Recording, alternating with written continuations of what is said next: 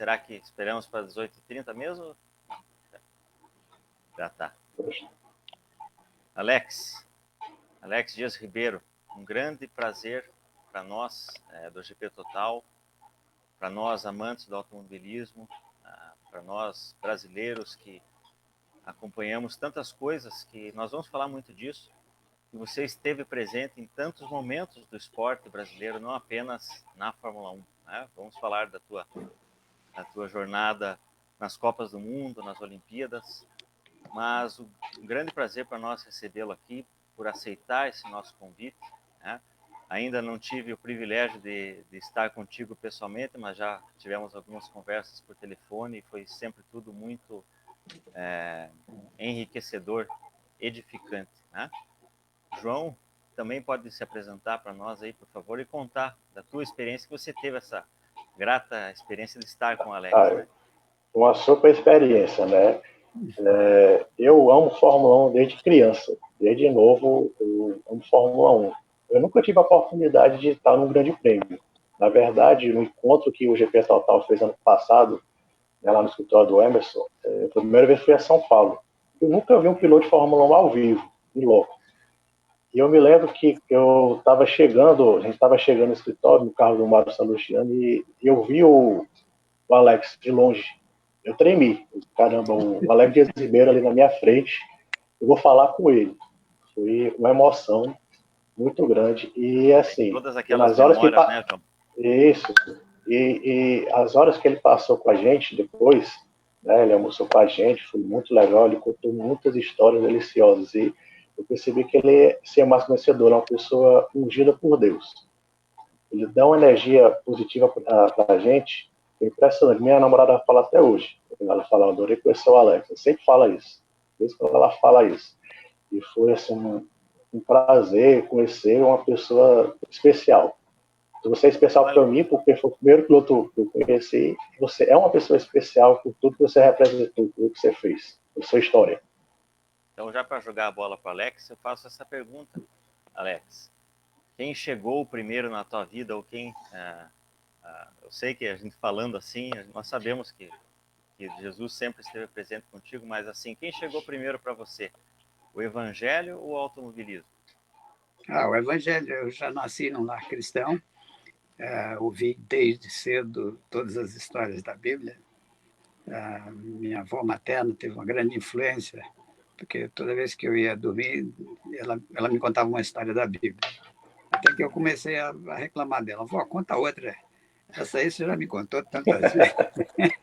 Acho que acabou o repertório dela. Mas eu sabia bem que Deus existia, que Ele estava lá em cima, que ele se importa com a gente, Ele participa. Mas eu mesmo não tinha tido uma experiência da conversão, do novo nascimento. E quando eu tinha quase 9 anos, eu estava no meu primeiro exílio. Eu era um garoto muito travesso, encrenqueiro, nervosinho. E minha mãe tinha mais 3 filhos pequenos, inclusive o irmão Fernando, que era recém-nascido, e ela me exportou para um campo missionário, onde tinha uma tia, minha irmã do meu pai, que dirigia uma escola e uma igreja no interior de Goiás, num lugar chamado Porangatu. Eu estava lá dando uma canseira tremenda na minha tia, até que apareceu lá um dia um missionário itinerante, daqueles que visitava os missionários no campo, e o cara estava com um jipe com capota de aço novinho. Eu fiquei apaixonado pelo jipe do cara. E aí eu prestei muita atenção no sermão dele e entendi, assim, bem claro na minha mente de menino, que Deus não tem netos, ele tem filhos. E para eu ser um filho de Deus, eu precisava receber Jesus Cristo como Salvador pessoal, que antes ele era o Cristo universal, assim, genérico. Essa herança não viria dos teus pais, é uma outra herança. Não viria dos meus pais. Dos meus pais eu recebia a informação, né, que eu fui criado dentro da igreja, eu já tinha ouvido trocentos sermões, assim, mas era demais para a cabeça de um menino, aquelas conversas teológicas todas. E o dia que eu experimentei a realidade de entregar minha vida para Cristo, foi uma mudança tremenda. Ali eu passei a ser um cara calmo, mais inteligente, mais controlado e tinha uma alegria tremenda na minha luz, minha espiritual. Então, foi assim, uma experiência marcante na minha vida. Foi em setembro de 57. Em novembro ia fazer 9. Então, foi 2 meses antes. E é mais ou menos nessa época que você vai para A Brasília, Brasília. né? E Bom, o automobilismo entra na tua vida. Isso. Quando nós fomos para Brasília em 57, né? Uma das razões que eu fui exportado é que eu era tipo o garoto Indiana Jones nas ruas de Brasília, lá, que pareciam na Cidade Livre, que é a cidade que deu suporte à construção do plano piloto, que não tinha nada quando nós chegamos lá. Meu pai foi pilotário. Né? O pioneiro chegou em 60 no asfalto, quando estava. Nós somos da geração dos piotários. Em 60, na inauguração de Brasília, teve uma corrida de automóvel como parte dos festejos, uma festa de arrombo, uma semana inteira. Assim. E 2 coisas me impressionaram, 3 coisas me impressionaram muito. Coisa que eu nunca tinha visto na minha vida. Eu fui criado no interior de Goiás, lá, em Séries, meu pai tinha um hospital lá. Eu vi pela primeira vez os aviões da Esquadrilha da Fumaça. Eles deram um show maravilhoso, eu fiquei assim, de boca aberta. Outra coisa que eu vi com um espetáculo fantástico foi de um show pirotécnico, daqueles de fogos de artifício, da rodoviária para a Praça dos Três Poderes. Foi uma coisa maravilhosa, deslumbrante. E a terceira coisa, que acabou sendo a mais importante, foi a corrida de automóvel. Eu fiquei absolutamente maravilhado com as máquinas, como os mecânicos trabalhavam rápido. Eu vi os caras trocarem o motor de um DKV em 20 minutos. Antigamente, quando um carro ia para a oficina, tinha que mexer no motor, o carro ficava 2 semanas lá e em 20 minutos. Cada dia uma vez, uma coisa assim. E aquela movimentação nos boxes, daquilo me deixou assim, fascinado. Quando eu voltei para casa, eu já voltei piloto. Assim, na minha cabeça estava bem definida a minha identidade. Alex, corredor de automóveis. Quando eu crescer, é isso que eu vou ser. Eu não cresci muito depois daquilo, não, mas... Alex, e isso que você se apaixonou pelo automobilismo, né? Quando você viu essa corrida, mas qual foi o próximo passo? Qual foi o próximo passo para você colocar essa vontade de ser piloto? Né? Você saiu da festa querendo ser piloto, mas qual foi o passo para você se tornar piloto? O primeiro passo? O primeiro passo mesmo foi assim, construir um carro. Aí tinha uns caixotes que traziam bacalhau da Noruega, que eu cabia dentro, e eles eram feitos de madeira muito boa. Eu botei 4 rolimãs nesse caixote, inventei um sistema de direção, e por cabos, assim, você puxava à direita e puxava para a esquerda, assim, dentro do caixote, e conseguia dirigir. E aí, nas descidas das calçadas, eu comecei a treinar. Quebrei um braço também, numa capotada. Nossa, já começou também essa parte acontece, aí. Né? Mas eu fui na busca do conhecimento. Primeiro foi uma paixão, a paixão nunca deixou de existir. Foi paixão, amor à primeira vista. Aquilo virou um sonho, né? E Brasília era a terra do sonho. Aquilo tudo saiu do nada, uma cidade brotou do nada, por causa do sonho de um presidente chamado Juscelino Kubitschek, que fez a cabeça do meu pai, que sonhou também ser o primeiro médico de Brasília, para lá nós fomos. Então, eu comecei a ir atrás do conhecimento. Eu entrava em tudo que é oficina, cravava os mecânicos de perguntas, até eles me botarem para fora. Sai aqui, moleque, para de fazer pergunta complicada. Coisas que provavelmente eles já nem não tinham conhecimento e você já queria avançar, né? Então, e depois eu passei a devorar. A mecânica popular foi a primeira literatura que eu consumia. Assim, eu li até os anúncios, de página a página. Era assim, quando eu chegava no fim do mês, lá em Anápolis, naquele tempo, eu estava estudando lá, morando na casa da minha avó. E eu devorava tudo. Depois chegou a 4 rodas e depois, mais tarde, auto esporte. Então, quando eu fiz 18... Como era auto esporte para você nessa época? Você conseguia... Vinha de fora? Como é que era? Vinha de São Paulo, né? Chegava na banca do aeroporto. Então, quando chegava o dia, eu já ia para o aeroporto para comprar logo o meu exemplar. E ali, depois eu graduei do carro de rolimã para o Autorama, que cabia na palma da mão o automóvel, mas era muito mais técnico. Então, nós começamos a envenenar, rebaixar, mexer e tal. E nas corridas eu já corria de Autorama, me imaginando em Monza, em Silverstone. E Isso sonhando. era a época em que Jim Clark estava destruindo? O grande cara é o Jim Clark, né? Foi a sua primeira referência, Alex? Como é que é? Foi sua primeira referência, o Jim Clark?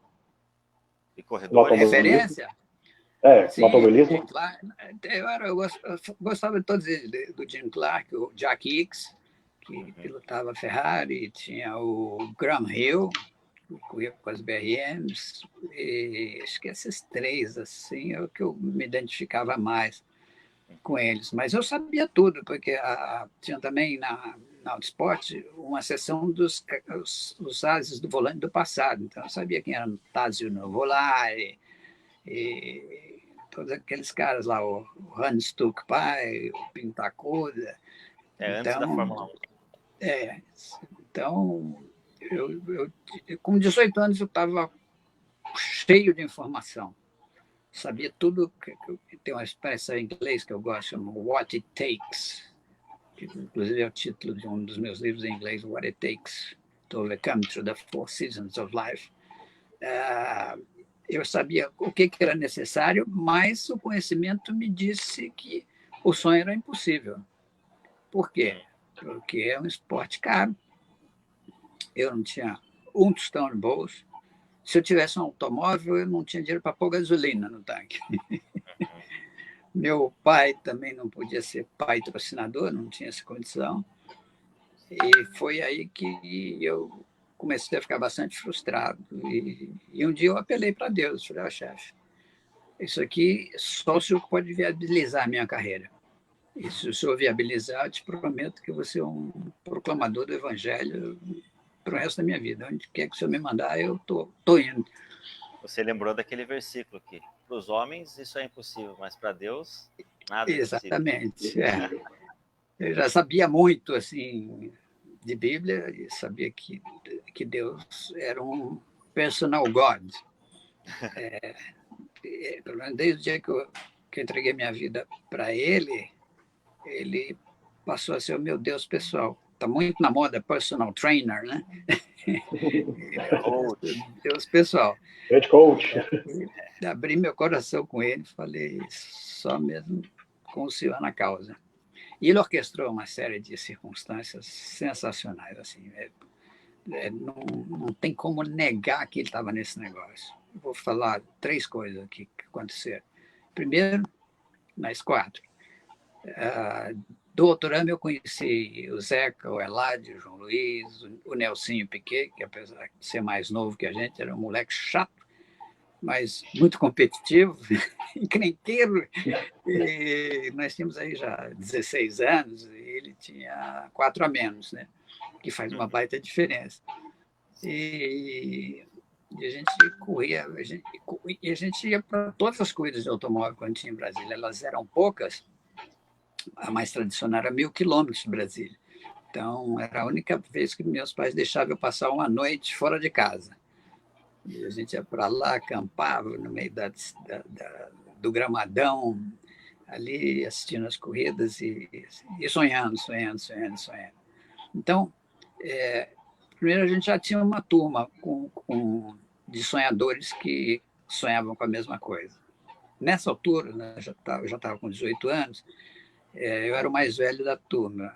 Eu tinha 18 e era o único que tinha carteira. E aí nós lemos na Autosport uma matéria, precisa-se de uma lima para envenenar um DKV. A lima nós tínhamos. O DKV, a dona Lourdes, mãe do Zeca, tinha comprado um modelo popular da Vemaguete, que chamava Pracinha, e era um carro mais leve que a Vemaguete, que não tinha friso, não tinha nada de luxo. E nós demos uma cantada na dona Lourdes se ela permitia a gente fazer umas modificações no motor do carro dela, para ele ficar mais econômico e tal. E ela deixou. Agora novinho. Ela deixou a gente abrir o motor dela e fizemos uma receita do Crispim, que tinha na Autosport. Né? Rebaixamos o cabeçote, mexemos nas janelas de admissão e escape, que equivalia ao botar um comando brabo, que num motor de 2 tempos, como era o caso do DKV, eram 3 cilindros, 2 tempos.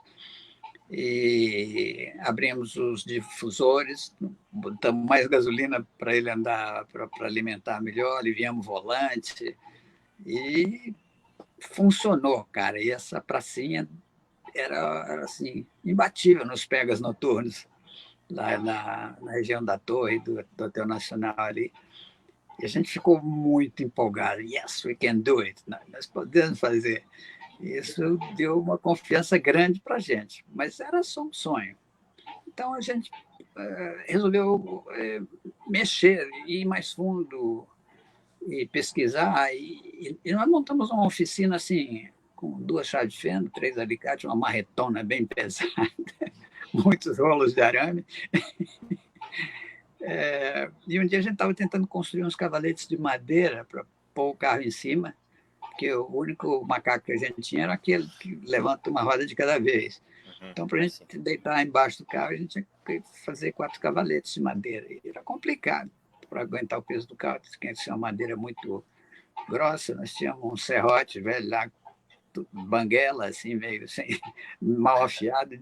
Estava apanhando para montar esses cavaletes. Aí o Eladio lembrou que o pai dele tinha como sócio, era sócio de uma oficina em São Paulo, junto com o tio dele, e que a oficina estava fechada. Aí o Eladio falou, eu me lembro que tinha lá uns cavaletes profissionais de aço, com regulagem de altura.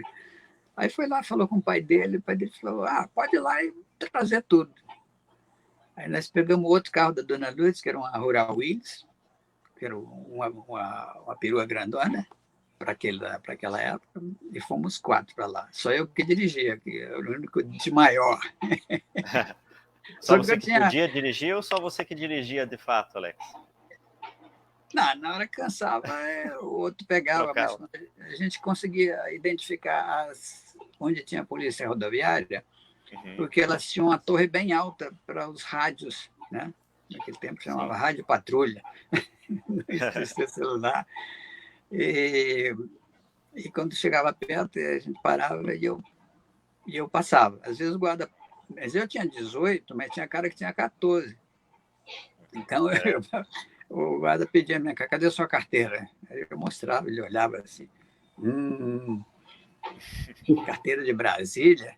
Isso aqui é fajuto, né? Tu deve ser filho de deputado. Tá com a carteira. Os caras não acreditavam de jeito nenhum. Bom, chegamos em São Paulo, abrimos o galpão onde estavam as ferramentas, ficamos que nem Alice no País das Maravilhas. Tinha tudo para você desmontar um Fusca, virar ele do avesso e montar de novo. Especializadas em Fusca. Tudo, goniômetro, paquímetro, gabarito de suspensão, um macaco jacaré, daqueles que abre a bocona e levanta com a traseira, com 2 levantadas, a gente põe o carro nos cavaletes, 8 cavaletes de aço, e nós viemos para São Paulo voltando e filosofando na sabedoria dos nossos 16 para 17, 18 anos. Chegamos à conclusão que o destino deu para a gente uma chance. O destino era o que a turma achava, né? Eu sabia que não era só o destino. Olha, eu sei quem pilota o destino. E nós temos aqui a chance da nossa vida. Nós temos que montar uma oficina. E chegamos em Brasília com aquele monte de ferramenta, com a Rural cheia até o teto de ferramenta.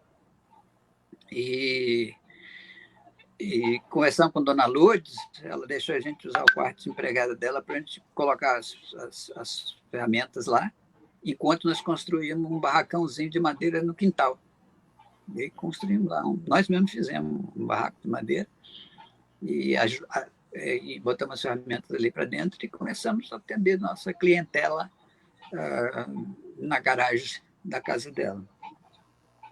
Dona Lourdes era uma santa, né? É uma santa, essa merece. Nossa, tá vendo? No nosso coração, ela tem uma estátua enorme, monumento. Você vê como é que Deus faz as coisas. O pai do Eladio deu as ferramentas. Dona Lourdes deu a casa, o carro de suporte, comida, aguentava aqueles monte de cara sujos de graxa. Tudo E ela levava tudo na esportiva, assim, achava lindo o que a gente fazia. E aí nós tivemos um problema. Um probleminha bem simples. Um cara trouxe uma Kombi para recuperar o câmbio. A parte mais complicada de um automóvel, de restaurar, é o câmbio. Precisa de ferramentas especiais, tem folgas que você tem que fazer conforme o fabricante. Nós tínhamos uma relação com a revenda Volkswagen, porque eu e o João Luiz estudávamos numa escola que tinha práticas educativas vocacionais, no Científico da Universidade de Brasília. Então, nós montamos o clube de mecânica e toda quarta-feira a gente ia para lá e a gente aprendia mecânica como manda o figurino, como se fosse uma revenda Volkswagen mesmo. A gente consultava os catálogos e tudo. Eu sei que nós tomamos uma surra desse câmbio. A gente sabia fazer teoricamente, mas na prática nós não tínhamos feito um ainda. E a gente prometeu para entregar no dia seguinte não deu certo, nem no outro. Assim, nós ficamos quase uma semana com a Kombi do cara lá e o cara já estava pau da vida, que ele precisava dessa Kombi para trazer as mercadorias para a feira. E aí ele falou, eu não vou sair daqui enquanto esse carro não estiver pronto. E plantou firme lá. E nós fomos trabalhando, até que nós conseguimos fechar tudo. E quando eu entrei na Kombi, engatei a ré para tirar ela da garagem, ela foi para frente. Aí eu descobri que nós ficamos com 4 marchas para trás e uma para frente. Desmonta tudo. Aí, Só inverter, né? Falei, olha, deu um pequeno problema. Não vai dar para entregar agora, mas amanhã cedo, antes das 8, você pode vir aqui para buscar, que a Kombi está prontinha para você ir para a feira. Aí nós viramos à noite, tiramos o câmbio, tiramos o motor, invertemos uma coroa. Nós fizemos direitinho como mandava o figurino. Só que na fotografia do manual da Volkswagen, estava um câmbio do Fusca. O câmbio da Kombi é o mesmo do Fusca, só que ela tem umas caixas de redução em cada roda traseira para dar mais força, porque ela é um veículo de carga. Então, ela tem muito mais força e menos velocidade. Só que ela inverte o sentido nas pontas de eixo, ou seja, nas rodas motrizes. Então, nós demos essa mancada. Mas só que essa informação vazou. Vazou e queimou o nosso filme com a vizinhança. Então, nós tínhamos capacidade, nós tínhamos oficina, nós tínhamos até uma clientela dos amigos dos nossos pais, dos nossos professores da universidade, mas a gente queria mesmo correr. Mas nenhum dos 4 tinha carro. Nos Pegas, o João Luiz corria com o DKV da mãe dele, o Zeca com a pracinha da mãe dele, eu com o Fusca da minha mãe, o Eladio com o Fusca do pai dele. Nos Pegas não tudo, mas a gente queria um carro mesmo para a gente envenenar, preparar para a corrida. E aí meu pai teve um baita acidente, quase morreu. Na primeira semana ele ficou entre a vida e a morte. E aí um dia, quando ele estava conseguindo falar, eu cheguei lá no hospital e falei, pai, você não quer me dar o que sobrou do Fusca? Ele falou, ficou meio cabreiro, falei, o que você vai fazer com isso? Eu vou tentar arrumar ele aí para a gente ter um carrinho para ir para a escola e tal. Aí ele ficou meio cabreiro, mas depois ele descobriu que era perda total aquele carro. Para arrumar aquilo lá ia custar mais caro do que comprar um novo. Porque foi PT mesmo o carro. A carroceria acabou inteira, a frente do chassi entortou. Então nós aproveitamos o motor e o câmbio e reconstruímos o eixo dianteiro inteirinho, só com peça de ferro velho da Desbrave, essa revenda Volkswagen. Essa era uma grande vantagem também. A gente podia garimpar à vontade lá no ferro velho. E ali, entre muitos eixos dianteiros tortos de acidentes e tudo, a gente conseguiu montar um eixo inteirinho, como manda o gabarito, assim, com todas... Um trabalho de quebra-cabeça, assim. Porque, às vezes, quando batia muito feio, o pessoal trocava logo o eixo inteiro. Então, um estava mais torto do lado direito, mas do lado esquerdo estava bom, nós fomos emendando, bonitinho, pintamos ele de preto novinho. E aí eu vendi a minha Gulivete, que era uma maquininha equivalente a uma Calói, como é que chama aquela Calói? Uma bicicleta motorizada. BMX? Ah, tá. Ela tem um nome que não estou lembrando dela aqui. Bom, Vespa? Como é que é? Vespa? Vespa, Não, Vespinha? não. Aquela Vespinha? Não. A Vespa era um... Mobilete? Mobilete, né? Mobilete, né? Mobilete. E com isso eu comprei um cabeçote de chassi novo, a gente conseguiu um lanterneiro que ele falou, olha, eu vou soldar e alinhar para vocês, mas vocês têm que tirar o cabeçote velho aí na talhadeira. Nossa, eu falei, tá bom, mas eu não sabia que era tão complicado. Sei que eu fiquei quase um mês com talhadeira feita de mola de suspensão de fusca, aquelas molas de torção, dão umas talhadeiras muito boas, e ponto de solda por ponto de solda, de chapa grossa e soldado na fábrica, com equipamento poderoso de solda elétrica. Aí eu tive que cortar aquilo tudo na talhadeira, levou quase um mês. Aí ele alinhou para a gente, eu não tinha dinheiro para pagar esse funileiro, mas ele ia casar, e a minha mãe trocou a mobília da cozinha, então eu dei para ele uma mesa e 4 cadeiras da mobília antiga, que era minha mãe, para ele. Fizemos um escambo, e ele alinhou bem direitinho o chassi, soldou para a gente, e nós parafusamos esse eixo dianteiro, um banco para o motorista, uma prancha para o acompanhante, apoiado na bateria, e um cinto para a gente não ser ejetado, sair para dar uma volta. E andava para burro. Nossa, nós nunca tínhamos dirigido nada tão rápido por causa da relação peso-potência, né? Que a carroceria a gente jogou fora. Só que foi junto com ela vidro, estofamento, um monte de coisa.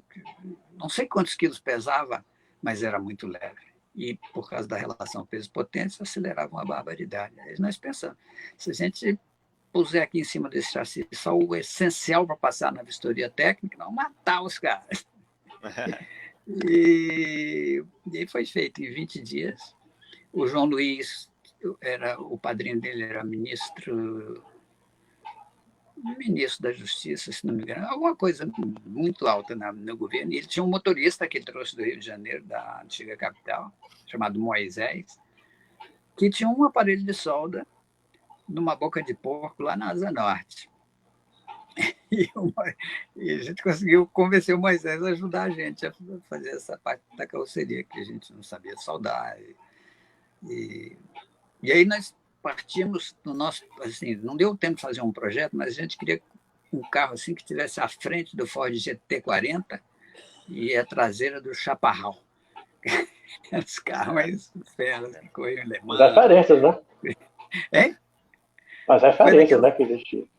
Pois é, na aparência, E foi naquela época desses carros que saíram nesse Le Mans aí, esse filme novo aí que a Ford ganhou Le Mans. Ford vs Ferrari. Ford vs Ferrari. E o Moisés, a última coisa que ele tinha visto foi na Gávea ainda, na época do Chico Lande, Pintacuda, e para ele carro de corrida tinha que ser que nem um charutão daquele. E quando quebrava o pau, nós queríamos uma coisa, o Moisés falava, ou faz do jeito que eu quero, ou não tem negócio. Aí a gente teve que comprometer o nosso estilo, deixar o estilo ir para o funcional. E quando ficou pronta a coisa, era um estúdio de cruz credo com Ave Maria. Quando nós aparecemos na pista, o público quase morreu de rir. Alex, onde é que surgiu a coisa do patinho feio? Quem que deu esse É que é? apelido Patinho Feio? Patinho Feio, que dia que apareceu esse apelido? Não No foi, carro. não foi antes, não. Isso foi depois da corrida, na semana Ah, tá. seguinte. Aí Então só eu Patinho Feio que veio depois da corrida. veio depois da A corrida. Eu vou te explicar constatação do por quê público. daqui a pouco. É. E quem batizou? Quem Bom. batizou Patinho Feio? Bom, então eu vou pular a história. Bom, na sequência, o que aconteceu foi o seguinte: nós fomos para a corrida, quando aparecemos na pista com aquilo, que não era pista, era um circuito de rua, em volta da rodoviária. Quando nós aparecemos lá com aquela coisa, o público quase morreu de rir. O carro ganhou vários apelidos, um deles era Objeto Não Identificado. E os goianos que estavam lá chamavam ele de Prototipo Formigão. Que tinha cara de um formigão daqueles de filme de ficção científica, com 4 olhos assim, esbugalhados, presos no paralelo dianteiro. Eles eram faróis de milha. Arrumamos 4 lá e parafusamos lá, porque a corrida ia terminar de noite. E ela começava tipo 2 da tarde, era 500 quilômetros de Brasília. A largada foi por sorteio, porque não tinha prova de classificação. E nós fomos sorteados em último lugar. Aí eu me lembrei do verso: os últimos serão os primeiros. É hoje. E depois de quase 6 horas de corrida, nós chegamos em segundo lugar. Aí foi um sucesso, né? Rádio, jornal, televisão. Tinha uns carros bons, a equipe Alfa da Jolie Gância tinha levado uma GTA e uma Júlia para o Baldo Lolli, e também estava correndo o Emílio Zambello na outra. O Greco foi para lá com um Renault R8, que era um carro importado, francês. O Varanda estava com um carro manguia Porsche, daqueles que foi da Dalcom. E um monte de carro nacional, né? Era do calendário do automobilismo do Brasil naquela época, prova do brasileiro. E, bom, aí depois de 6 horas de corrida, nós chegamos em segundo, e aí fomos de 0 a 1000, assim, num fim de semana.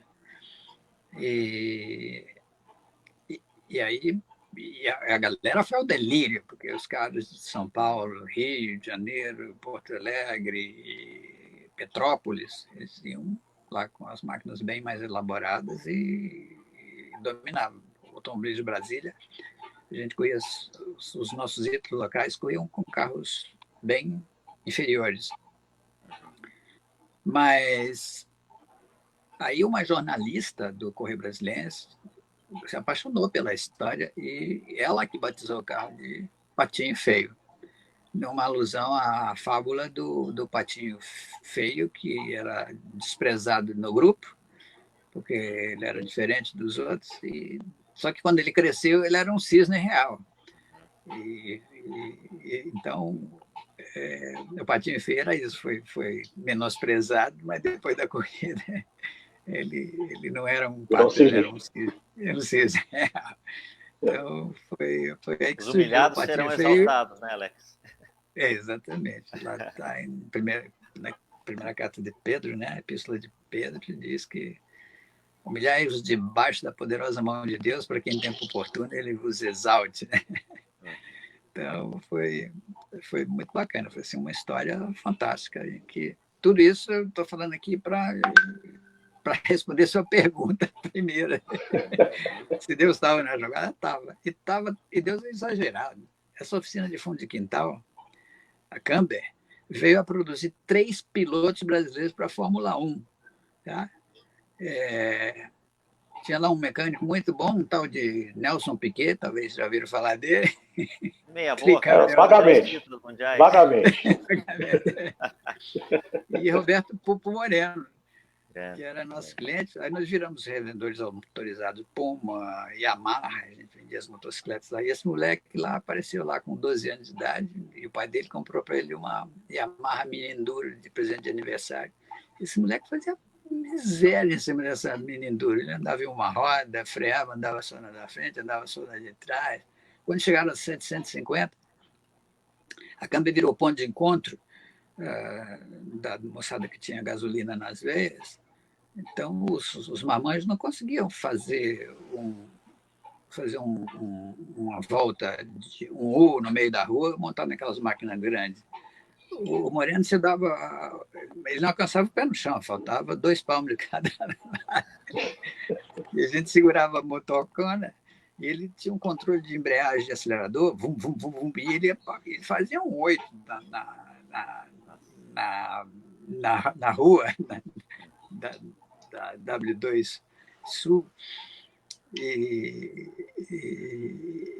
era assim, para mim, é o cara mais talentoso que eu já vi, de habilidade natural. Ele é um gênio da cinética. Qualquer coisa que se move é com ele. Podemos dizer que a Camber é a maior produtora de pilotos por metro quadrado do universo. Com toda certeza. Fórmula 1. Fórmula 1 agradece bastante. Com certeza. Você vê, nós estamos sem nenhum piloto na Fórmula 1 há 3 anos, né?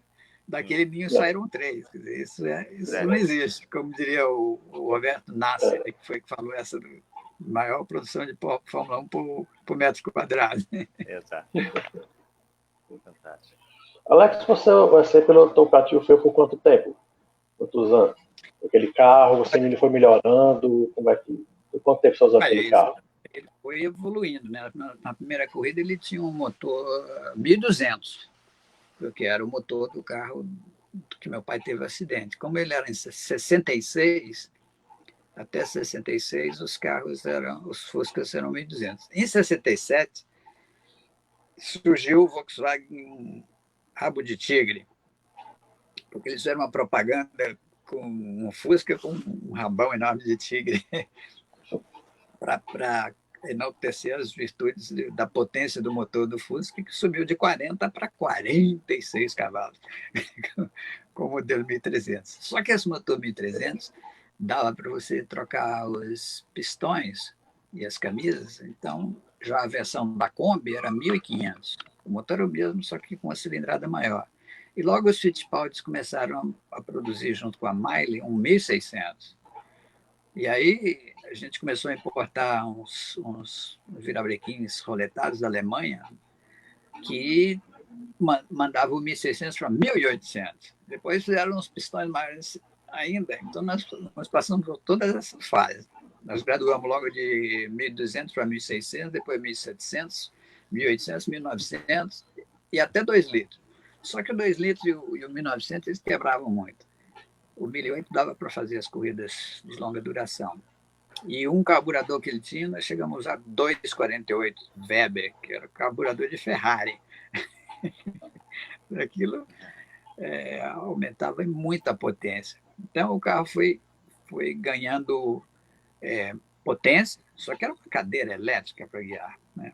Aí nós tivemos que aumentar os pneus, fomos para Aro 13, mas com o pneu 185 em vez do 155.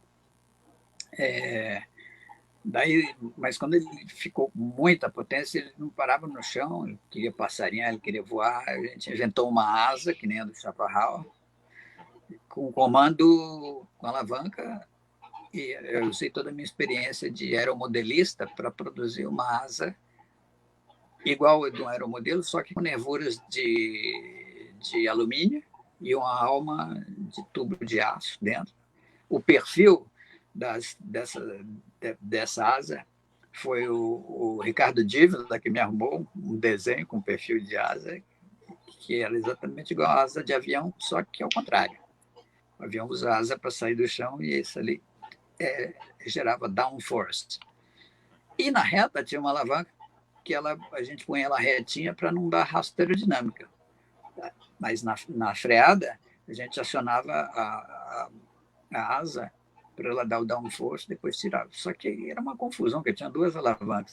Era um tal de mudar a marcha na alavanca da asa, acionar a asa na alavanca de câmbio. Era uma loucura que é aquilo. Então, ele foi evoluindo. Hoje ele está bonitão. Ele mora na minha garagem aqui. Ah, legal. Eu sou colecionador de automóvel, só que a minha coleção só tem um carro.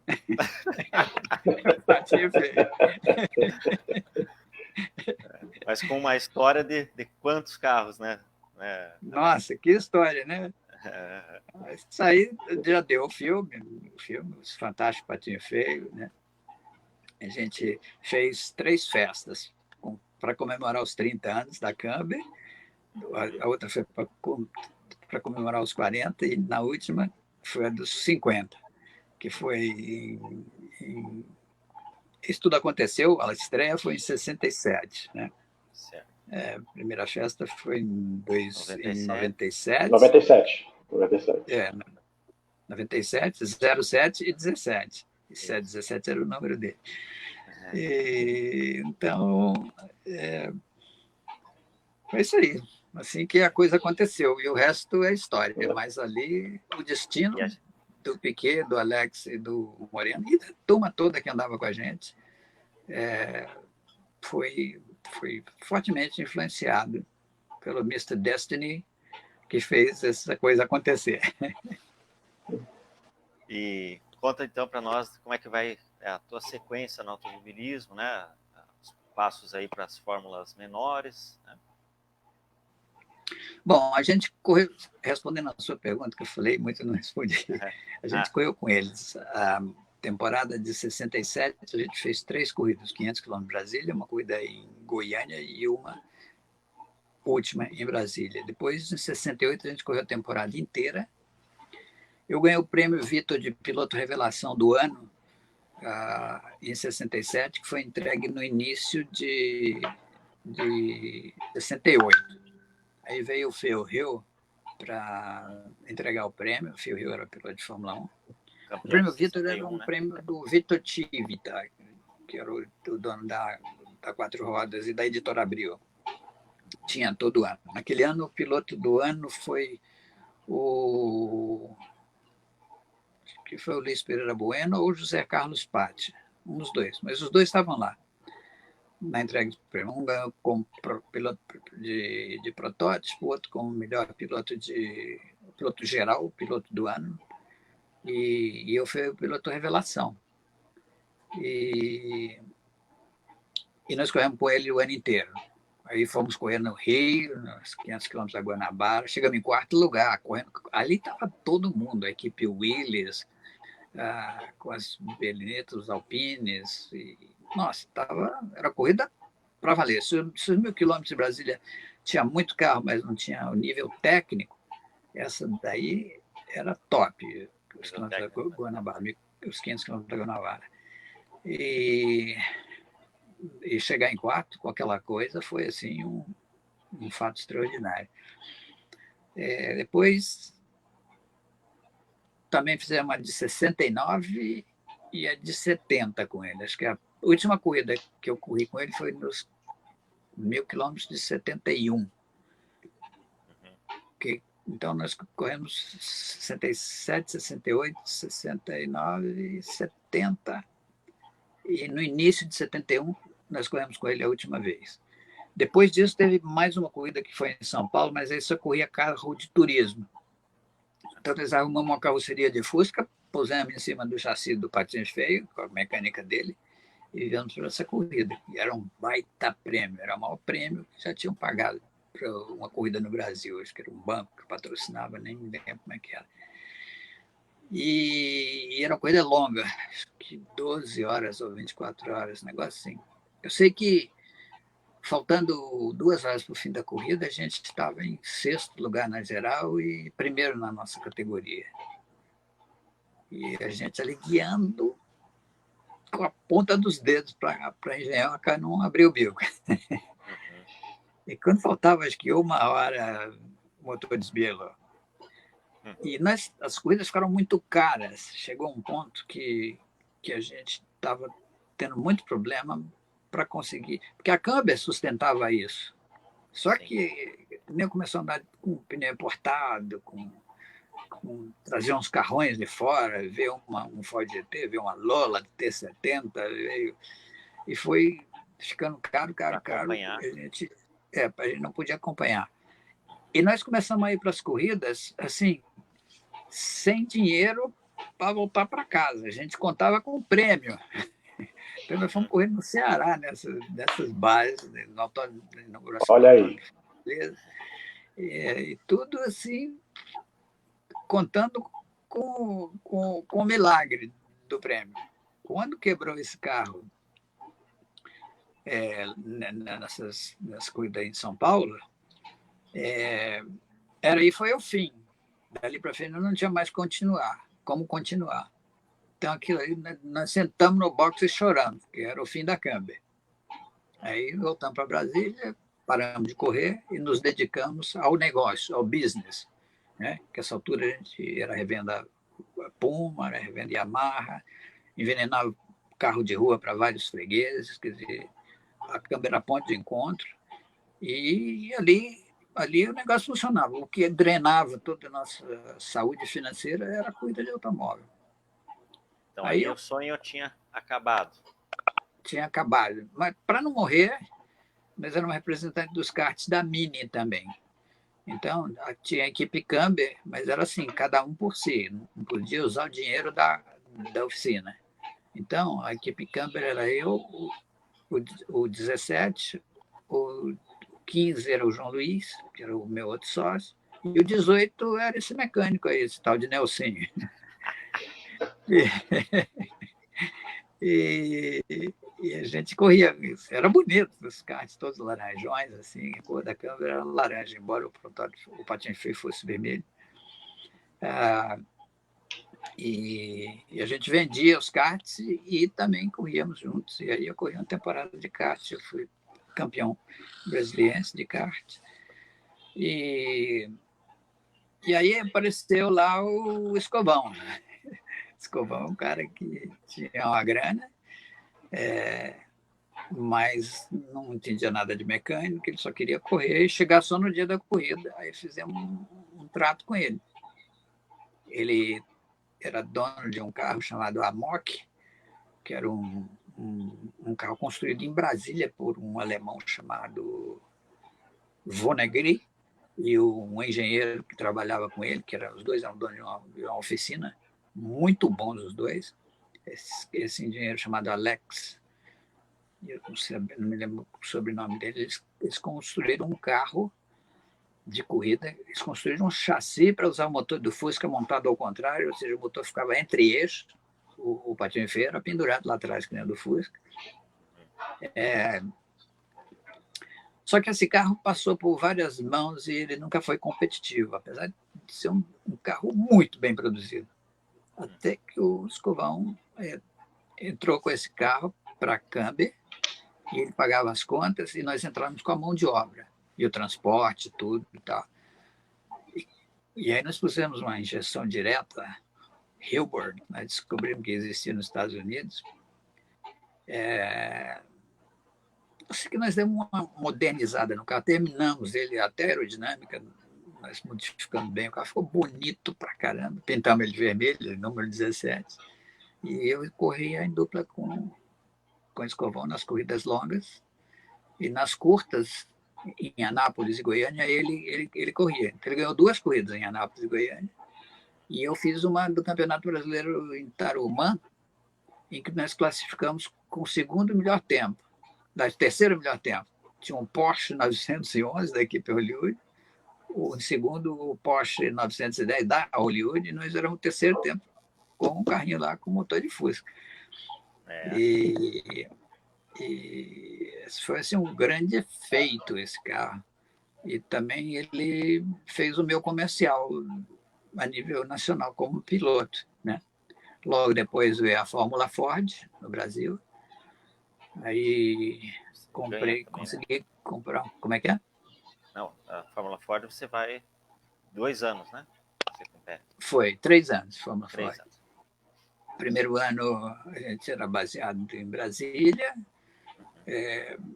No fim do primeiro ano, eu fui contratado pela Hollywood para ir para o departamento de Fórmula Ford da Hollywood, substituir o Francisco Lamirão, Chiquinho Lamirão, que era o campeão. Ele foi o primeiro campeão, Cláudio Moraes foi o segundo. E nesse ano eu cheguei em segundo na Hollywood. E depois nós fomos fazer uns motores na Argentina com o Oreste Berta.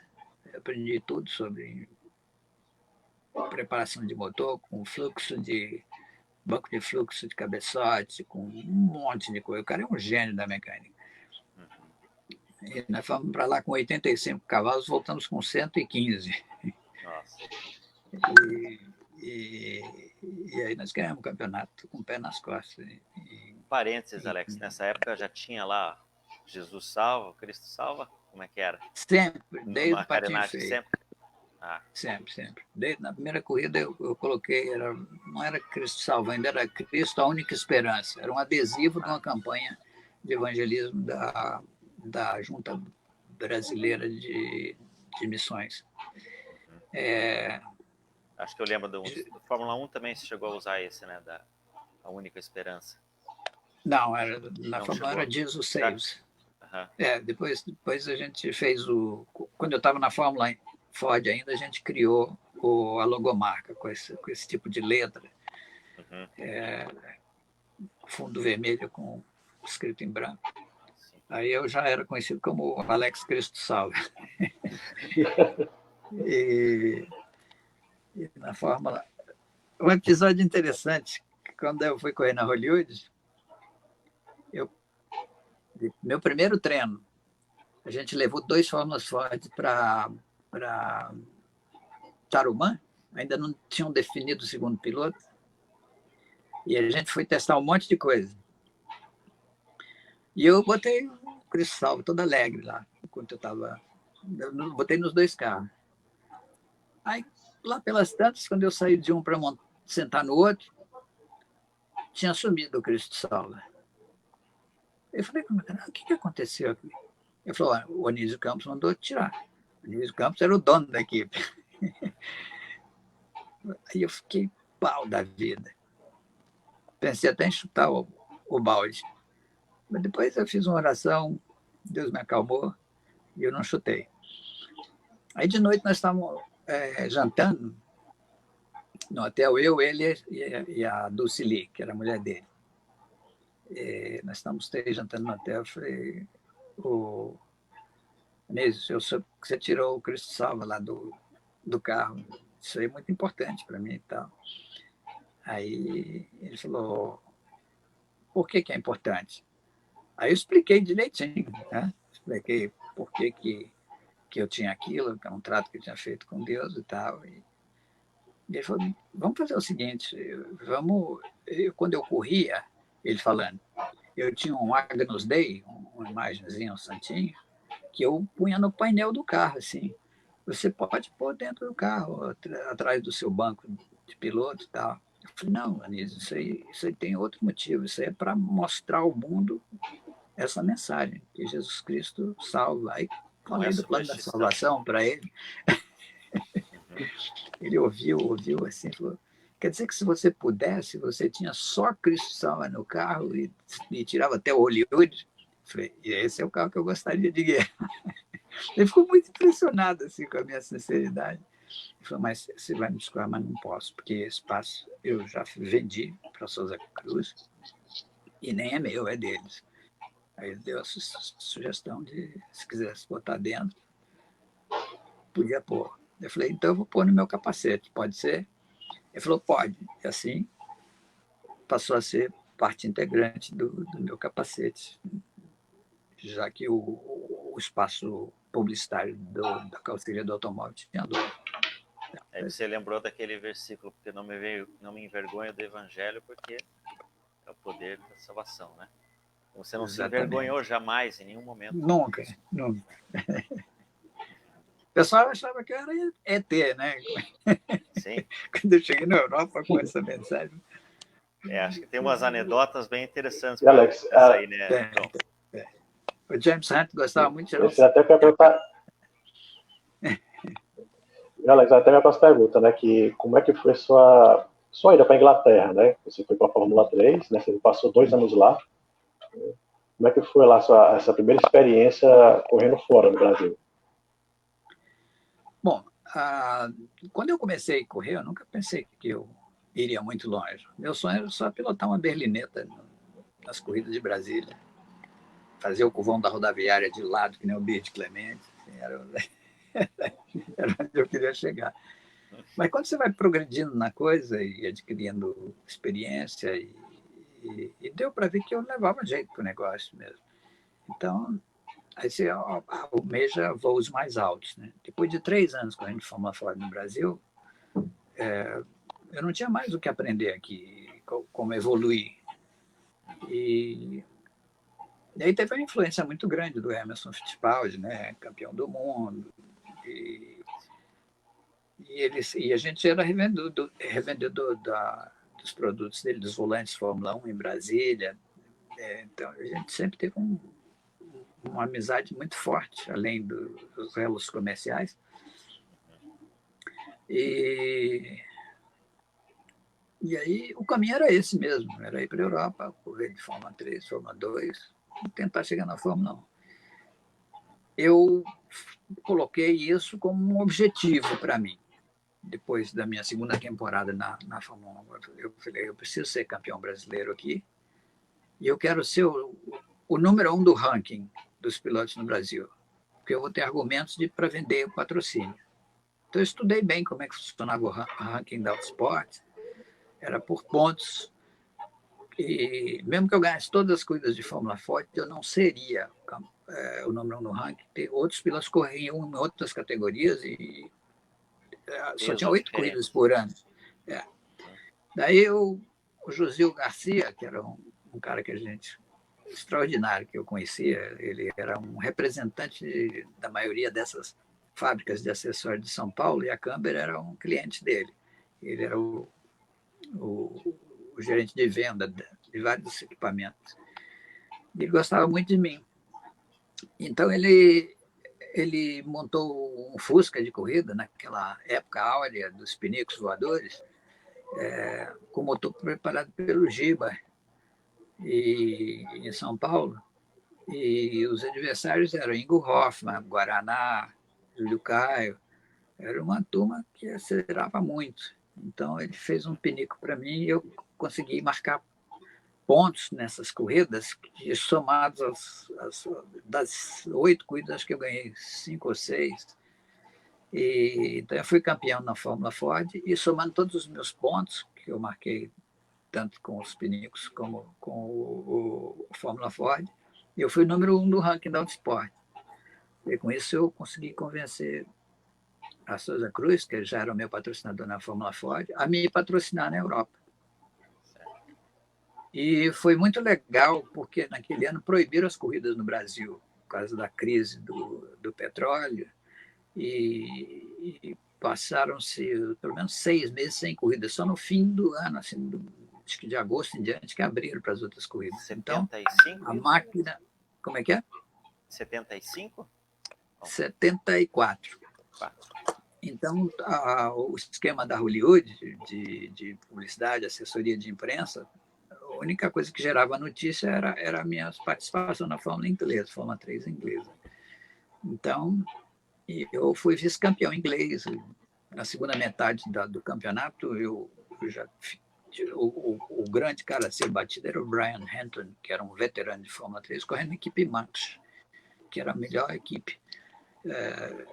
Que a fábrica dos carros da March eram os carros. Eu corria de GRD, que é um carro que era inferior em performance. E eu não tinha tanta experiência. Mas na segunda metade eu comecei a dar umas cravadas no Brian Henton e fui vice-campeão. E aí no ano seguinte eu resolvi repetir a Fórmula 3, porque aí eu tinha chance real de ser campeão. Aí fui contratado pela March. E aí eu era o número 1, herdei inclusive o número 1, que era o número do campeão, que foi o Brian Henton. E aí era meu ano para ganhar a Fórmula 1. Mas aí, infelizmente, veio para a minha equipe, meu companheiro de equipe era um sueco voador chamado Gunnar Nilsson. Cara, aí o bicho pegou. E, olha, para você ter ideia do nível de competição entre eu e ele, nós destruímos naquele ano acho que uns 12 bicos de marcha. Acho que 2 chassis para cada um. O limite sendo testado o tempo todo. tempo todo. Então, de vez em quando saía. Hoje a gente ganhava primeiro e segundo, não chegava os dois. Então... Alex, agora eu vou fazer uma perguntinha aqui em fato ou ficção, certo? É verdade que enquanto você distribuía Bíblias para os seus mecânicos, o Gunnar Nilsson distribuía revistas, por exemplo assim, acima de 18 anos são mecânicos deles? Eróticos. É fato ou é ficção essa história? Olha, o Gunnar Nilsson tinha... Não, com os mecânicos, ele não ganhou os mecânicos, não. Os mecânicos eram... Cada um tinha um mecânico. E um motorista de caminhão para os dois e um chefe de equipe. Não, um chefe de equipe não, um engenheiro. E as coisas eram muito simples naquela época. Mas o que o Gunnar Nilsson era muito bom era com os jornalistas. Ele morava em Londres e ele frequentava os pubs com os jornalistas e tal, e ele ganhou a amizade dos jornalistas. Eu morava em Bicester, que eu queria estar lá pertinho da fábrica, né? E todo dia eu ia para a fábrica. Eu acompanhava de perto a preparação do meu carro, dava palpite, metia a mão na graxa, que era o meu estilo. Aliás, que foi o estilo de todos os pilotos que saíram da Camber, né? E nas disputas, eu adquiri a fama de ser o maluco e mau caráter. E o Gunnar Nilsson colaborou muito para essa má fama que eu adquiri. E como é que é? Não, para essa fama, né? Você pegou realmente uma fama na Inglaterra. Tinha até alguma... Isso. E tinha até algumas reportagens que falavam, né? Jesus não salvou o Ribeiro, tipo essas coisas. Isso te machucava, isso? Incomodava? E botava a religião no meio? Eu não me incomodava tanto como poderia ter incomodado, né? Mas eu sempre fui um cara extremamente competitivo, ele também era. E a gente jogava duro e não tinha televisão para mostrar os lances depois, era tudo quando chegava no box, a palavra dele contra a minha. Quase toda segunda-feira a gente tinha que sentar na frente do Max Mosley, que era o dono da equipe, o dono da marcha, e tomar uma esculhambada. Então foi muito difícil para mim. Ele acabou sendo campeão, eu fui vice, mas eu saí bem arranhado, assim, a minha reputação foi bem arranhada com aquele campeonato. Embora eu tenha ganho, acho que as duas últimas, já no fim do ano eu consegui fazer mais pontos que ele na segunda metade do campeonato. Mas ele ganhou muitas corridas logo no começo. Então, foi isso que aconteceu, mas era uma briga de foice. O negócio das moças com a Penthouse, do Playboy, já foi no tempo da Fórmula 1. Curioso. Então não foi na Fórmula 3, né? Não foi o Nilsson, né? Não era ele que distribuía as revistas lá? Não. Pode ser, se ele distribuía, era para os jornalistas, para os mecânicos não, porque eu sabia da vida dos mecânicos, assim como eles sabiam a mim. Então, daí, depois desses 2 vice-campeonatos, você finalmente chega na Fórmula 1. Em 76, você vai ter a primeira oportunidade na Fórmula 1, né? Não, eu fui para a Fórmula 2 em 76. Né? 76. Você chega a correr no finalzinho pela Fórmula 1, não? Sim, nas últimas 3 corridas do ano. Então, na Fórmula 2 eu fui muito, muito bem. Aí eu comecei o ano como segundo piloto. O número 1 era o Maurizio Flamini, que já tinha bastante experiência no assunto. Era um italiano, muito bom. Mas eu logo comecei a andar mais rápido que ele. E aí a maré virou para o meu lado. Nós tínhamos uma deficiência em relação aos motores franceses. A Renault patrocinava 2 equipes na França, a Martini e a outra, esqueci o nome da outra.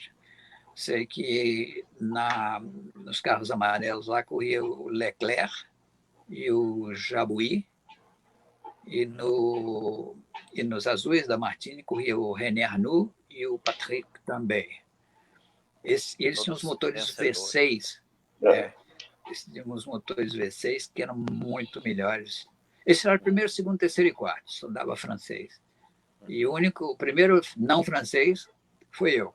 Eu cheguei em quinto e no fim do ano eu ganhei um prêmio muito, muito bom. Foi o melhor piloto da BMW na Fórmula 1. Nós usávamos motor BMW de 4 cilindros. Mas eu estava muito bem conceituado. Aí já pintaram os convites para a Fórmula 1. Tinha um convite da Surtees, um do Frank Williams para fazer uns testes, e um da Brabham, que o Pat fez o meu cartaz lá com o Bernie Eccleston. Cheguei aí na Brabham, fazer banco e tudo. E a gente ia correr no GP dos Estados Unidos e do Canadá e do Japão. Só que o Bernie me apresentou um contrato em que ele não me pagava nada para correr, eu tinha que pagar as minhas despesas de viagem, e ele podia me dispensar a hora que quisesse, com um aviso prévio de 30 dias. Contrato assim, né? E era muito... Eu vi vários pilotos que fizeram esse tipo de contrato e se ferraram, e não ganharam. Sim.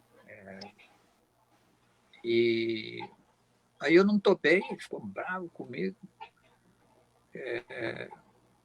E aí o Max Mosley, que era o dono da marcha, me convidou no fim do ano, depois que tinha acabado a Fórmula 2, para ir para essas 3 corridas, Canadá, Estados Unidos e Japão, para assistir.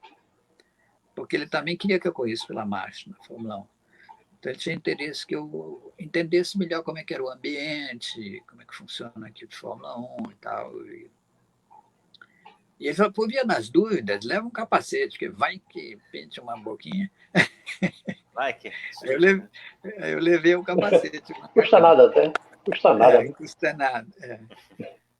E aí o piloto da Hesketh, Harald Ertl, um alemão, ele brigou lá com o pessoal da Hesketh e me convidaram para substituir ele no GP dos Estados Unidos, em Watkins Glen. Mas assim, cara, eu tinha dado 10 voltas na Fórmula 1 do Ronnie Peterson, que era o piloto número 1 da marcha naquele ano. A equipe da marcha era com o Ronnie Peterson e o Brambilla. O Brambilla ganhou um GP com o March, que veio a ser o meu carro. 75.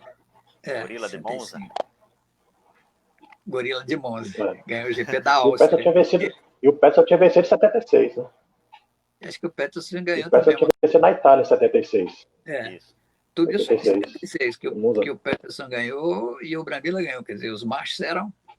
De todo mundo que me convidou, a melhor proposta era a marcha. Porque eu já estava lá, que o pessoal me respeitava, eu tinha um raporte muito bom com o Robin Hurd, que era o projetista dos marchas. A gente trabalhou em corridas de Fórmula 3 juntos e eles acreditavam. Porque naquela época, um piloto que manjava de mecânica valia muito, porque não tinha computação. Então, todo o raciocínio dos engenheiros era em cima da informação que o piloto conseguia trazer para a pista. Então, eu estava bem na marcha, estava bonito na fotografia. Então, acabei assinando com a marcha. E foi a primeira vez que eu não fui atrás de um patrocinador. O patrocinador veio atrás de mim. A Souza Cruz pagou a minha passagem para eu ir da Inglaterra para o Rio de Janeiro para negociar um contrato de patrocínio. Então, eu estava com a bola cheia. Foi assim que eu entrei na Fórmula 1. Eu corri com o resto, a última corrida do ano. E larguei, acho que em 20º, naquela época tinham 30 carros correndo, quase 30. Foi a final, né, que o James Hunt, aliás, no Japão. Aí o James Hunt já estava na McLaren, né? Foi nessa fase, né, daquele campeonato famoso, aquele filme, Rush. E eu corria com o carro que foi do James Hunt na temporada anterior, o Heskett, só que ele estava defasado, né? Então, mas eu fui na manha e cheguei em 12º lugar. Foi um resultado bem bom, assim. Claro que quebraram vários caras na minha frente e tal, mas eu estava completamente assim, sentei num carro que eu nunca tinha dirigido, que tinha quase o dobro da potência da Fórmula 2, numa pista que eu não conhecia. Foi até bom o resultado. E aí, em 77, você consegue o contrato já para a Fórmula 1, para correr a temporada inteira na marcha. Aí eu caí do cavalo. A marcha não construiu. Alex, mas porque eu... Fala. Isso, eu ia perguntar sobre isso. A Martin vinha de 2 bons anos, né, na Fórmula 1, com vitórias, inclusive. Em 77 errou totalmente o carro, né? O que tinha aquele carro de pelotão da frente que ficou sempre no pelotão de trás? 77. Aconteceu um erro de projeto e também um erro de estatística que pode ter sido mal intencionado. Eles não construíram o carro para 77. Eles apostaram as fichas deles, tecnicamente, o Robin Herd, como os carros tinham um pneu traseiro muito largo, pareciam dois barris, como você pode ver na foto aí que tem no site de vocês anunciando a live. O carro tinha, o pneu tinha de largura quase o tamanho da altura. Aquilo dava um arrasto aerodinâmico tremendo. E o Robin Hood começou a trabalhar no sentido de estreitar, fazer os carros cada vez mais estreitos para ganhar em linha reta. Eu me lembro que um dia nós fomos testar em Hylton Park várias bitolas diferentes. Aí andava, botava uns treinos de suspensão mais curtos, saía, testava, eles foram afinando, até que teve uma hora que eu entrei numa curva lá, o bicho ficou em 2 rodas, assim. Tipo, andando quase tipo em faca, né? Aí consegui aterrissar ele de novo e eu falei, para de afinar isso aqui, que já virou bicicleta. Aí eles voltaram para uma largura que era aceitável, pelo menos eu não conhecia isso do carro tombar, e acharam que... E partiram para construir um carro de 6 rodas. Ele tinha a roda traseira do mesmo tamanho da dianteira, que é bem menor, e tinha 4 rodas atrás, com 2 diferenciais, e o raciocínio era que o ganho de velocidade, assim, por ter menos arrasto aerodinâmico, se livrando da rodona traseira, que era enorme, seria tão grande que nós vamos matar os caras com esse carro de 4 rodas aqui. Bom, eles ficaram o inverno inteiro construindo esse carro de 4 rodas. Quando nós fomos testar, o carro nunca saiu do box. Entre o box e a saída do box, ele moía os diferenciais todos. E foi um negócio que essa engenhoca da tração nas 4 não deu certo. Foi um tiro n'água. E aí já estava na hora de começar o campeonato. Esse carro só andou mesmo para fazer um filme promocional para o patrocinador do Ian Scheckter, que era o irmão mais velho do Jody Scheckter. Ele fez um filme de propaganda com o carro nas cores da Hotmans, que era outro cigarro, e um avião de acrobacia da equipe Hotmans de acrobacia. Então, os dois saíam voando assim, o avião em cima, o carro embaixo, no outro lance, o avião de cabeça para baixo, o carro de cabeça para cima. Assim. Mas só com tração em 2 das 4 rodas, só assim conseguia andar, mas não era viável, não dava para correr daquele jeito. Então, nesse meio termo, a Goodyear fez todos os testes de pneu com 3 equipes, a Ferrari, a McLaren e a Lotus, que eram carros muito largos. Inclusive, a Lotus já estava ensaiando com um carro asa. Então, os carros tinham muito mais bitola do que o macho afinado. Então, esses modelos 76, que foi os carros que ganharam com o Brambilla e o Peterson, agora estreitados, quando puseram os pneus novos, foi um desastre. Porque o outro problema que a Fórmula 1 tinha era a tração. Então, o motor Cosworth era muito forte e para você tracionar ele, a Goodyear fez esses pneus com as paredes verticais do pneu muito macias.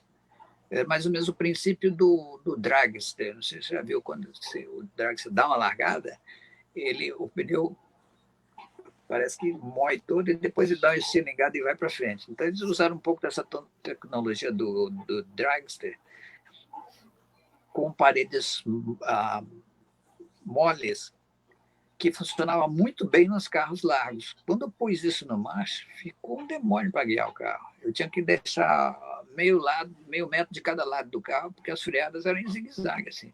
O carro sambava nessa morbidez da borracha. Então, nem linha reta. Linha reta ele vinha zigue-zagueando de leve e na freada o zigue-zague ficava enorme. Cara, e aí eles construíram 4 carros. Construíram, não. Pegaram os carros de 76 e correram com eles afinados desse jeito a temporada inteira. Foi um desastre.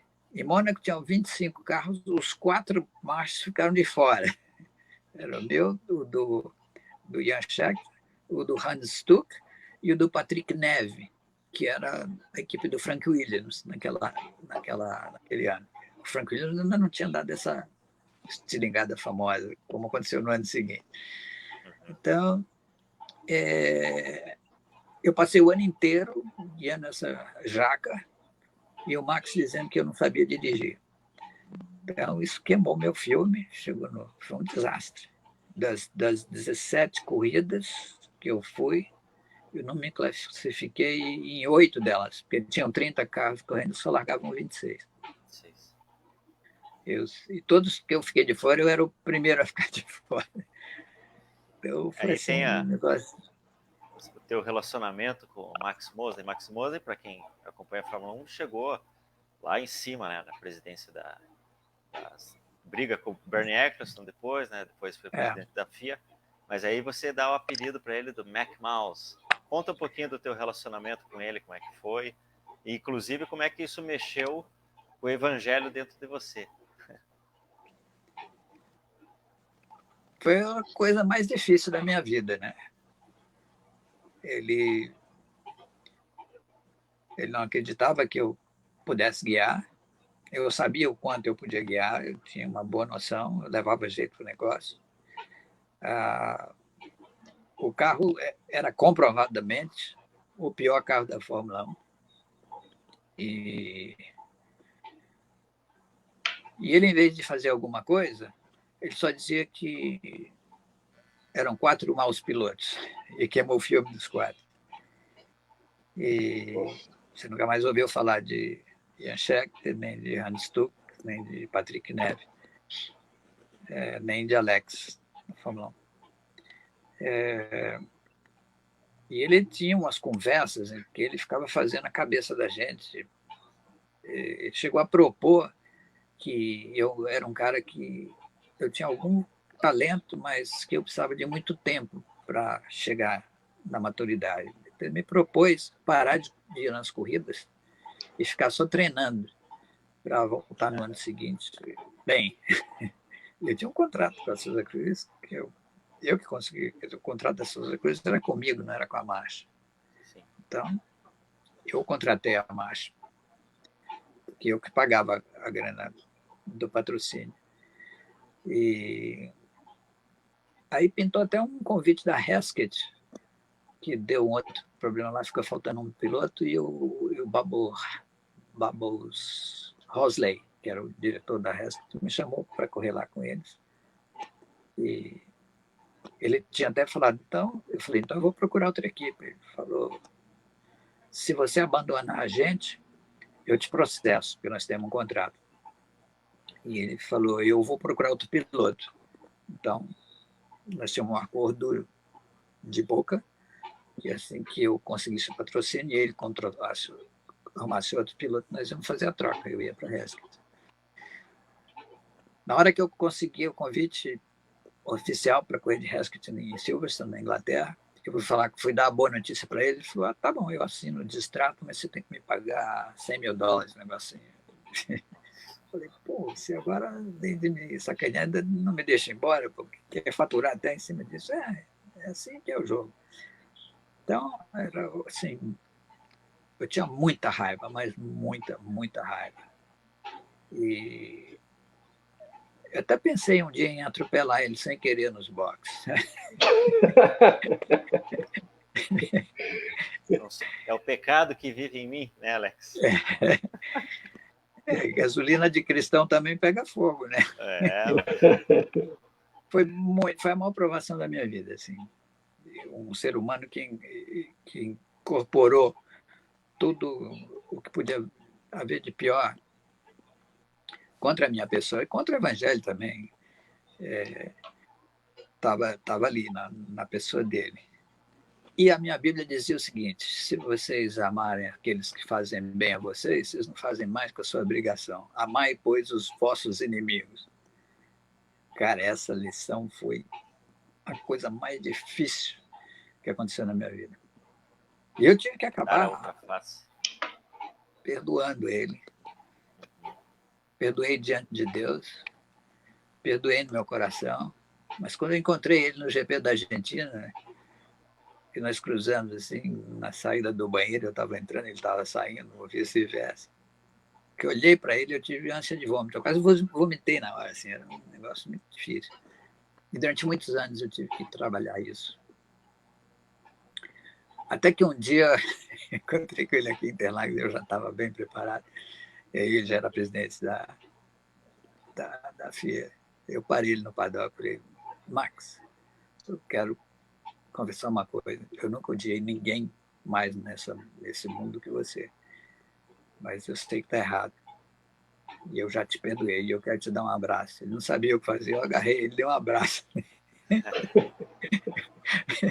Aí saiu uma tonelada da minha cabeça, assim, de peso nos meus ombros. Foi o dia que eu consegui passar por essa experiência. Isso já 30 e tantos anos depois. Não foi tudo isso não, mas quase 20, assim, quase 20, um pouco menos que isso mesmo. Mas bom tempo depois. Bom tempo depois. 20 e poucos. Alex, depois dessa experiência não tão legal na Fórmula 1, você voltou para a Fórmula 2 em 78. E você teve que usar seus próprios recursos, né? Montar uma equipe própria. E você fez uma corrida em Nürburgring que foi maravilhosa. Você derrotou na ocasião a esquadrão da BMW, né? Bruno Giacomelli, Max Verstappen, Keck Rosberg, Ed Sheever. Conta um pouquinho dessa belíssima corrida que você fez. Foi a corrida da sua vida? Foi a corrida da minha vida. Eu vou andar rápido aqui, que nós temos uma hora para terminar, não temos ou não? Vamos lá. Vamos continuando. Então, vamos lá. Bom, aí eu tive esse ano desastroso na marcha.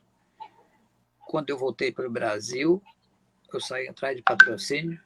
Na primeira semana, a Souza Cruz, que era o patrocinador principal, falou, Alex, nós estamos investindo, isso era 78, muito dinheiro na Copa do Mundo, 78, na Argentina, e toda a nossa verba publicitária foi canalizada para esse evento.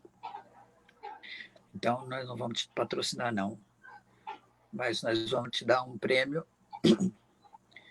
de... Agora não me lembro quanto é que era. Agora lembrei. eu precisava de pelo menos $250 mil para correr na Fórmula 2. Eles me deram 50. Falou, isso aqui nós vamos te dar como um patrocínio pessoal. Basta pôr o Hollywood no macacão. O carro é todo seu, você pode se virar aí com outros patrocínios. E é tudo que nós podemos dar para você. Em consideração a tudo que você já fez pela equipe e tal. Eles gostavam muito de mim lá, o presidente da Souza Cruz, Mr. Green. E aí eu saí em campo. Cara, eu bati perna 3 meses, não consegui um tostão. E aí eu voltei lá para devolver o dinheiro para eles. Eles pagaram logo assim, na bucha. Eu falei, olha, eu vim devolver aquela verba porque eu não consegui patrocínio, eu não vou correr. Eles falaram, não faz isso não. Para você devolver esse dinheiro aqui dentro, vai dar um trabalho contábil enorme. Fica com isso só para patrocinador pessoal e para a gente tá bom. Aí eu consegui, com essa verba, comprar um carro, um motor, um carro da marcha da Fórmula 2, que era um carro muito bom, porque eu participei de uns testes da construção desse carro. E aí eu montei uma equipe particular. Mas com esse dinheiro só dava para... eles perguntaram, então, o que dá para fazer com esses $50 mil, pessoal da Souza Cruz? Eu falei, dá para comprar um carro, um motor e fazer 3 corridas. Eles falaram, então vai, faz as 3 corridas, para nós tá bom. Aí eu montei esse esqueminha e fomos para 3 corridas. Na primeira eu vinha bem, mas furou um pneu. Na segunda, em Hockenheim, eu cheguei bem, acho que eu cheguei em 5º ou 6º, mas atrás dos carros da fábrica, dos March BMW, tinha 2 da March mesmo. E como os franceses tinham saído da Fórmula 2 para ir para a Fórmula 1, ia ficar muito sem graça. Então a BMW montou o Challenge Team para ter graça no campeonato, com 3 carros para equipe, e patrocinar a equipe do Ron Dennis. Naquela época o Ron Dennis já estava subindo na vida, então tinha uma equipe de Fórmula 2 particular, mas com apoio da BMW. Então os da March guiavam o Giacomelli e o Surer, e os da BMW eram o Eddie Cheever, o Ingo Hoffmann e um outro alemão chamado Winkelhock. E esses caras ganharam primeiro, segundo, terceiro, quarto e quinto, na primeira e na segunda corrida. Na terceira era a última corrida que eu ia poder fazer com a verba que eu tinha. E aí eu caí de joelhos lá diante do chefe. Falei, chefe, essa é a última corrida. E aí eu não tinha que pôr nada no carro, eu pintei o carro todo de vermelho, com 16 enorme. Esse carro aí da foto que vocês usaram aí outro dia para fazer o cartaz. E essa terceira era assim, a gente só poderia continuar se ganhasse a corrida, porque aí com o prêmio dava para a gente fazer mais uma. A nossa equipe era tão magra de recursos técnicos e humanos que eu contratei o Alan Docking para fazer o running para mim. O Alan Docking tinha uma equipe Fórmula 3, uma equipe Fórmula 3, e ele tinha uma oficina numa fazenda, num estábulo de uma fazenda. Lá era a nossa sede, perto de Bicester, que é onde eu morava, que era onde era a fábrica da March também. A gente não tinha motor BMW, a gente usava motor inglês fabricado pelo Brian Hart. E a gente tinha toda a desvantagem técnica. E quando chegamos em Nürburgring, aí o nosso transporte era uma van hoje chama VUC, sabe esses carrinhos, um VUC de lavanderia.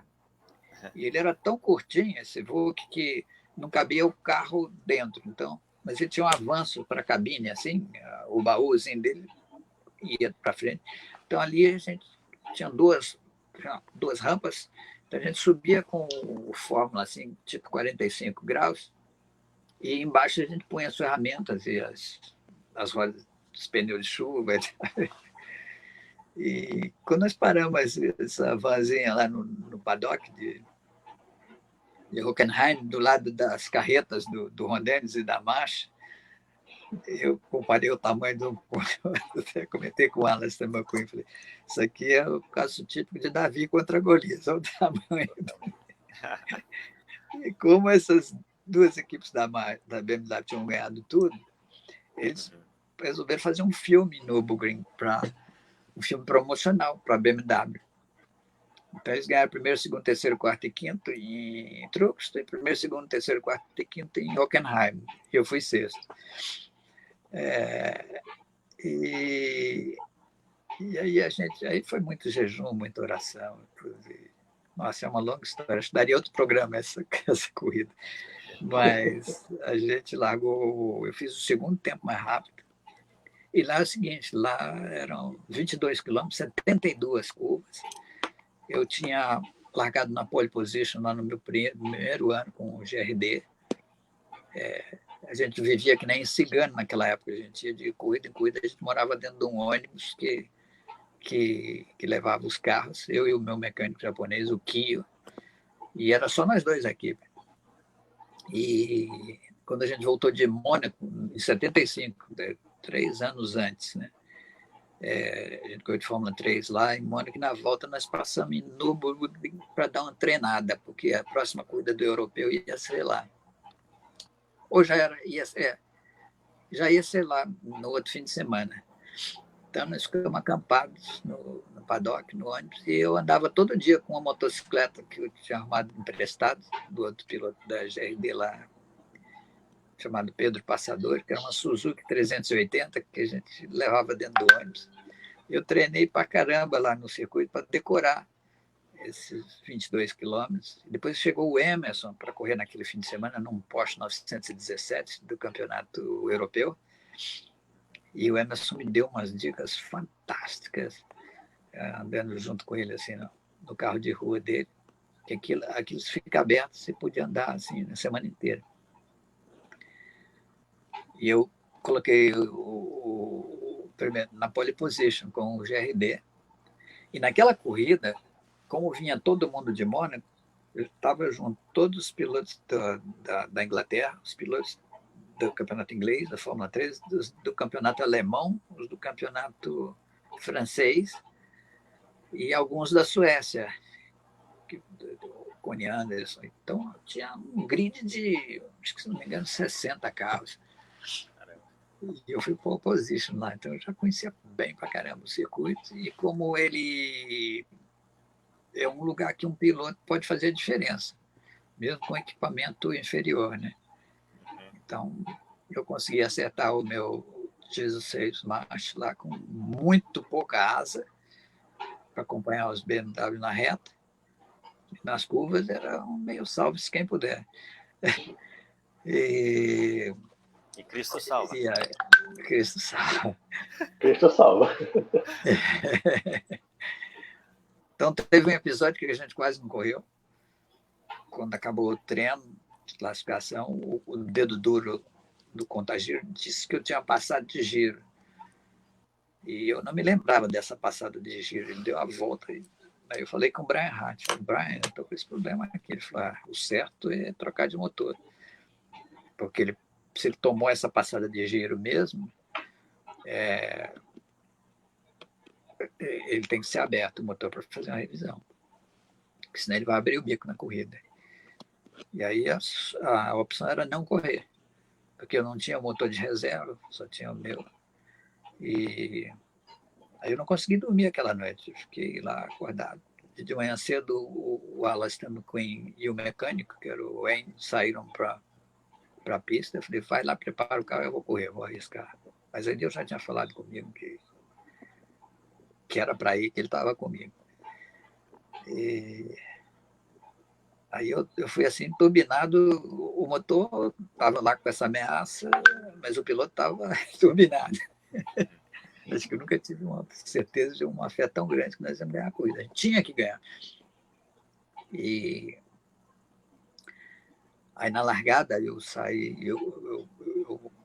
quando todo mundo mudou primeira, segunda e terceira até a próxima curva, eu fiquei em segunda, eu mudei uma marcha menos. Nessa mudada para frente eu ganhei a distância de um carro na frente do Rosberg e do Eddie Cheever. Não, dois, não, o Rosberg estava para trás. Era o Giacomelli em primeiro, o Surer em segunda. Eu passei os dois nesse lance de esticar a segunda em vez de pôr a terceira. E entrei na frente, na primeira curva. Falei, agora, meu chapa, daqui para me passar só se for por cima. Aí eu vim cercando o galo, dos dois cercando. A corrida era 8 voltas só, mas 8 voltas e 22 quilômetros cada um. E eu joguei pesado mesmo, assim. Eu me lembro que num lance lá, falei, Deus, será que eu estou sendo leal? Aí veio uma resposta assim, foi uma oração foguete. Não ceda uma polegada. Eu falei, e fomos, aí o que aconteceu? Aí o Max Surer, eu sei que das 8 voltas eu liderei 6. Foi as 5 primeiras, aí o Surer me passou e aí começou a abrir. E aí, o que aconteceu? Aí, de repente, eu vi um fumaceiro tremendo. Tinha uma curva lá que 2 lugares o carro saía do chão, com as 4 rodas, voava. Você vinha subindo, e tinha uma curva cega, uma para a direita e a outra era para a esquerda. Você só não podia misturar as duas.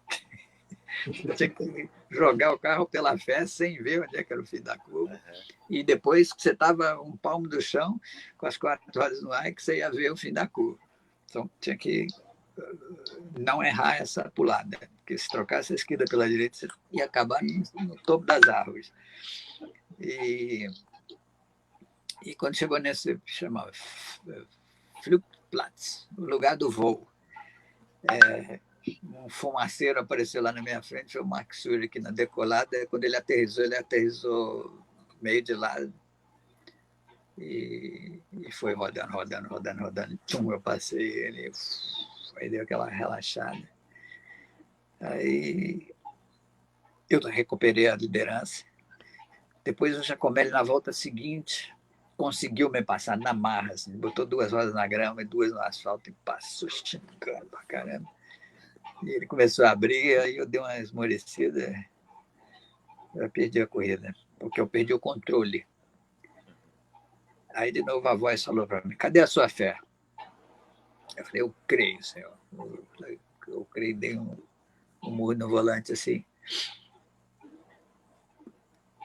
Aí começamos no meio da reta e saiu uma labareda de fogo do Giacomelli desse tamanho. O motor dele engoliu uma válvula. Agora eu não me lembro se foi primeiro do Giacomelli e depois a do Max Surer. Acho que o primeiro foi o do Giacomelli. Na do Max Surer foi depois. Peraí, não. Bom, eu vou ter que ler o livro depois. Como é que foi a sequência. Eu sei que esses 2 fatos aí me botaram de novo na liderança. E aí, mas quando eu estava celebrando que eu estava na liderança, de repente apareceu um cara do meu lado. Era o Ed Sheeran, que pegou meu vácuo na reta grande. E o Rosberg encaixado na traseira dele. Aí o Surer, aí o Cheever, nós ficamos lado a lado quando ele pegou meu vácuo. Aí eu olhei assim para ele, nessa uma distância de 2 metros da minha cara para dele, que estávamos andando junto. Aí ele foi me jogando para fora, me empurrando no meio da reta. Era uma reta de uns 3 quilômetros, uma reta que não acabava mais. Aí, quando acabou a pista, não tinha mais para onde ir, eu dei um totó nele assim, roda com roda lateral. Pum, aí ele saiu para lá assustado. E continuamos empatados. Subimos, descendo nessa reta, até que chegou na última curva. E aí eu já estava do lado de dentro para a última curva, né? E eu freiei por dentro, ganhei ele na última curva, saí na frente, mas ainda tinha um chão grande até a linha de chegada. Eu sei que ele saiu do meu vácuo, o Rosberg saiu do vácuo dele, e nós cruzamos a linha, os três emparelhados. Eu ganhei por meio carro. E foi assim a corrida da minha vida. Então, eles me deram até o anel Nürburgring Ring, que era um prêmio que eles davam para os grandes pilotos, assim, as grandes disputas que aconteceram lá. Poucos caras ganharam o Nürburgring Ring. E merecido, viu? E o meu nome está na placa lá, na placa dos vencedores do Nürburgring. Eles têm uma parede lá enorme com o nome de todo mundo. Então, um dia eu fui lá, quando eu estava pilotando já o safety car, o medical car, e visitei o lugar lá, até tirei uma foto. Então é isso aí. Alex, fazendo esse gancho que você disse aí do Medical Car, eu quero te fazer, na verdade, um convite para nós darmos continuidade a esse seu pós-Fórmula 1 no próximo encontro, na próxima semana. O que você me disse? Pode ser? Porque é muita história, é muita coisa rica que a gente se for alongando agora. Tá bom. Diz, João. Não, com certeza, estou concordo com você. É muita história e então, vale a pena escutar. A gente vai começar a partir se possível, a gente tenta achar uma data, isso é o menos importante. Porque na segunda-feira que vem, eu tenho um live com o Lito Cavalcante. Certo. Então, embora... Então a gente marca para um outro dia. Pode ser. Mas vamos dar continuidade a isso. A partir do seu pós-Fórmula 1, as suas histórias como à frente dos Atletas de Cristo e também no Medical Car, sobretudo, acho que serão muito enriquecedoras para nós aí. E vamos nos dedicar a isso nessa próxima encontro. Beleza. Maravilha. Acho que dá um tema legal. Isso, com certeza. A gente como é que foi dar a volta por cima de ser ejetado do circo? Exato, porque é o mote do teu livro, né? O que você escreve é muito bonito sobre como o Medical Car acabou sendo um final, entre aspas, digno para a tua carreira, né? É uma oportunidade que Deus te deu e a gente vai falar sobre isso. Focar nisso. Beleza. Combinado. Então a gente só ajeita a data, a gente vai informar o pessoal que está assistindo, mas vai ter mais ainda, pessoal. Legal. Foi um prazer estar com vocês aqui. Prazer é nosso. Muita história para contar. Prazer é nosso. Prazer é nosso, Alex. Alô, então. Obrigado, meu querido. Um abração e um abraço a todo mundo que assistiu a gente aí. Valeu. Um abraço a todos. Tchau, tchau. Tchau.